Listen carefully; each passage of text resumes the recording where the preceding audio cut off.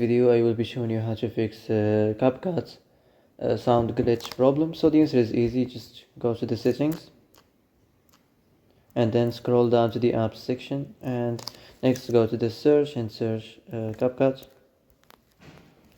and next go to the storage, and here you will find this clear cache option. Click on it. Now you can go check it if it worked, and if it didn't, you can try to restart your phone or turn the Wi-Fi off and on, or the Bluetooth or the airplane mode.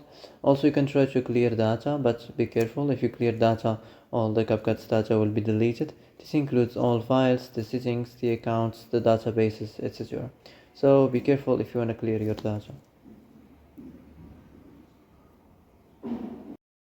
Well, that's it for today's video. I hope this is the answer you've been looking for. If you like this video, don't forget to like and subscribe. And that's it. See you in the next video.